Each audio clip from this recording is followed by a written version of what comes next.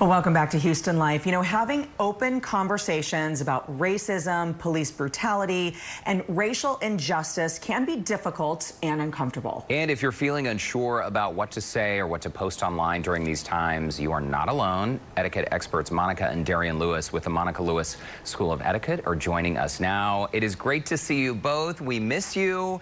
We miss you guys. Oh, my goodness. Well, thanks for your time today. And let's just start the conversation with civility. Why don't we just break down this word civility? What does it actually mean? Give us a refresher.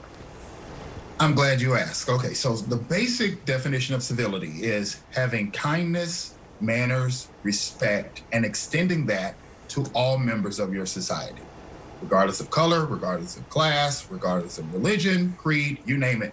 It's just the basic concept of kindness, respect, and manners for everyone.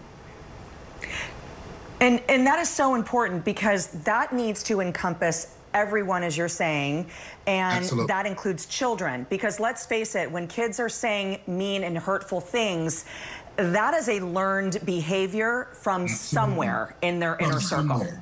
And that's important that we understand that intolerance, racism, classism, all of those things are learned behaviors. Those are not innate behaviors that we pick up just coming out of the womb. Those are things that we're conditioned. Those are things that are shaped and impressed upon us from, our youth. Right. So as parents, uncles, caregivers, grandparents, cousins, neighbors, community, it's our job to really shape the way that our children and those who look up to us see this world, I know that there's a popular term called, colorblind, but the reality is we have to be color muted because there are no translucent people.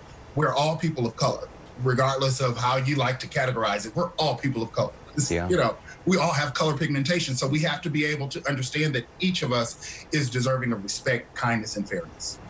And Monica and Darian, we've mentioned so much here on Houston Life the last couple of weeks, just about everything that's going on social media, right? The good, the bad, everything in between. And oh my gosh, I'm telling you, I can feel my blood pressure raising sometimes when I'm scrolling through the feed. For people out there who are feeling frustrated, maybe they haven't posted or they're not sure what to do, what is your advice to them? Because I feel like, the best in people can really come out on social media, but we can also see some really ugly things out there right now.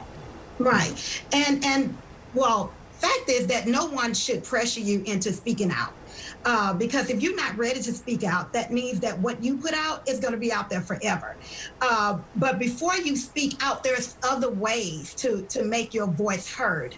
And the social media may not be the platform that you want to speak out on. You could do based on voting. You can also do... you can get involved volunteering. Yeah. But it starts with getting the facts. Right. Educating yourself. Right. Yeah. Right. Or even making a donation to a cause. Right, and using that for your platform as well. And Monica and Darian, Derek and I have had this conversation, and so many people have, where you're talking about the BLM, the Black Lives Matter movement, versus the person that says all lives matter. And what I love about you guys is you always use some sort of acronym to help us remember what to do in these circumstances. So break it down for us, and you're using the acronym TACT.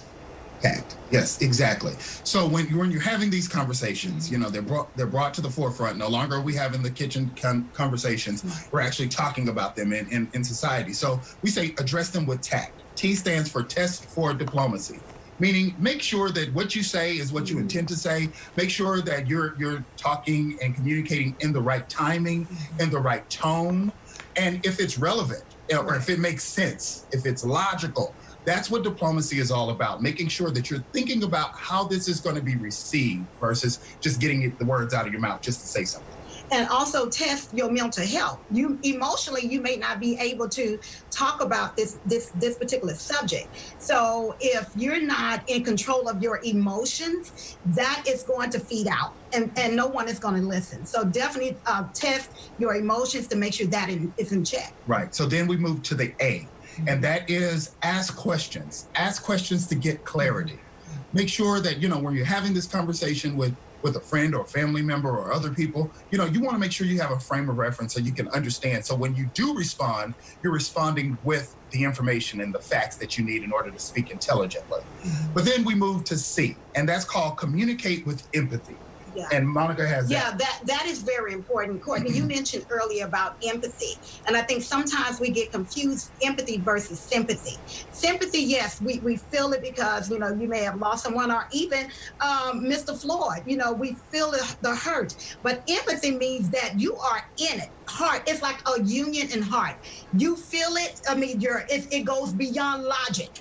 And I think that is what most of us are feeling, is empathy. And that's why we're like, our voice have to be heard. Matter, if you're black, white, Asian, it doesn't matter, because you now are walking in the shoes of us. Right.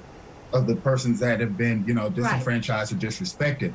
And then after you get through that, you go to the last T, and that is take time to listen. Right. It's so important that we don't spend all of our time just blasting out communications or sending out messages or just saying things or shouting it out, but we're really taking the time to listen to each other, to understand and find that place where we can start to move to a resolution. Many times we fail to listen, and we don't hear each other, we get nowhere.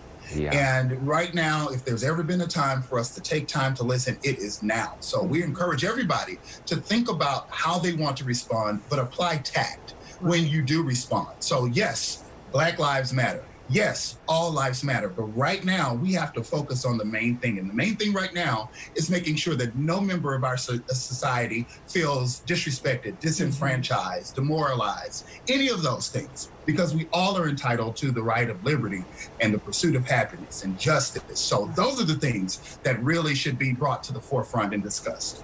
Amen. And one of my favorite quotes that Courtney has always said is that God gave us 2 ears and 1 mouth for a reason, just underscoring the importance of listening. We're out of time, guys, but any final thoughts to share with us? Because I know that these conversations can be really tricky to navigate. They are. And our best advice right now is don't let this just be a once and done conversation. This is a conversation that should continue. This is a conversation that should start with you and your family, your friend circle, because some people say, well, I'm just one person. All it takes is one person to spark change, continue the change. We should all be looking for changed behavior, change in practices, changes in policy, changes in law. And we can all do this one person at a time. And so that's the biggest takeaway from all of this that's happening, whether it's with Mr. Floyd or whether it's with the pandemic that's going on. It takes each one of us to do our part. So if we all start to do our part and listen and communicate with tact and empathy, I think we'll be a much better society. And I think as parents talking to their children, you should be starting this conversation at 3. Not talking about racism or race, but you could be talking about ethnic background, their culture. This is how you get them involved in the differences in that. It makes a great world to have everyone different. Different, yeah. Different makes the world better. Right. Yeah. Well, Monica and Darian Lewis, it's always a pleasure to chat with you. We miss seeing you in person. Thanks for the conversation today, and also for more helpful tips from Monica and Darian. Please check out our website. We posted it online. Great to see you both.